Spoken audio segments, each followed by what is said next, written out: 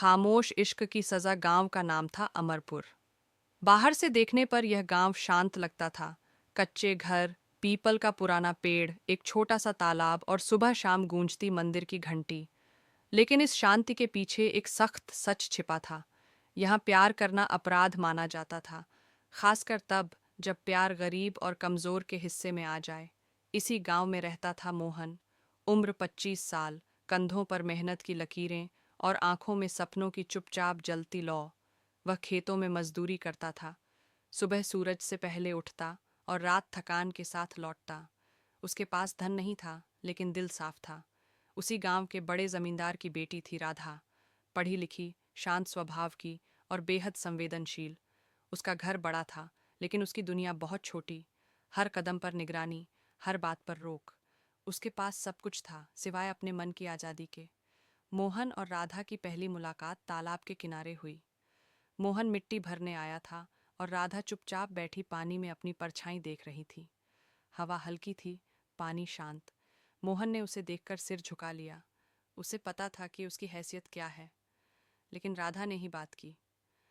तुम रोज यहाँ आते हो? मोहन हिचकिचाया, फिर बोला, हाँ, काम के लिए, बस इतना ही। कोई वादा नहीं, कोई इकरार नहीं। लेकिन उस दिन के बाद दोनों की नज़रें अक्सर उसी तालाब पर मिल जातीं। धीरे धीरे बातचीत बढ़ी। मोहन अपने संघर्षों की बातें करता, राधा अपने डर की। मोहन को लगता कि राधा उसकी दुनिया से बहुत दूर है, और राधा को लगता कि मोहन ही एकमात्र इंसान है जो उसे इंसान समझता है, जायदाद नहीं। उनका प्यार खामोश था। कोई चिट्ठी नहीं, कोई मुलाकात नहीं, बस आंखों की भाषा। लेकिन गांव की नज़रें बहुत तेज़ होती हैं। एक दिन किसी ने ज़मींदार को बता दिया, आपकी बेटी एक मज़दूर से बात करती है। उस दिन राधा के घर में तूफान आ गया। उसका बाहर निकलना बंद कर दिया गया। मोहन को खेतों से हटा दिया गया। लोगों ने फुसफुसाना शुरू किया, देखो, औकात भूल गया। मोहन को समझा दिया गया, अगर जिंदा रहना है तो गांव छोड़ दे। लेकिन मोहन ने गांव नहीं छोड़ा। उसने सोचा, प्यार से बड़ी कोई ताकत नहीं होती।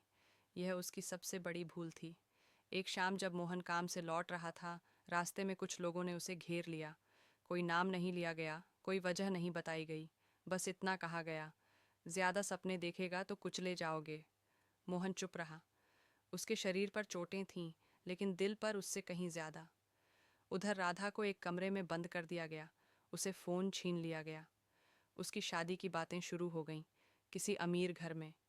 राधा हर रात रोती, दीवारों से बातें करती। उसे लगता, अगर वह चुप रही तो मोहन को मार दिया जाएगा। एक दिन उसने हिम्मत की और अपने पिता के सामने खड़ी हो गई। मैं मोहन से प्यार करती हूँ। उसके पिता का चेहरा पत्थर हो गया।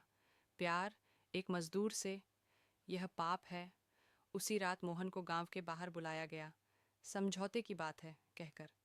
राधा को कमरे में बंद कर दिया गया। अगली सुबह गांव के लोग चुप थे, बहुत चुप। तालाब के पास खून नहीं था, लेकिन सन्नाटा था। मोहन जिंदा था, लेकिन टूट चुका था। उसके हाथ काम नहीं कर पा रहे थे। उसकी आंखों में डर बस गया था। राधा की शादी तय कर दी गई।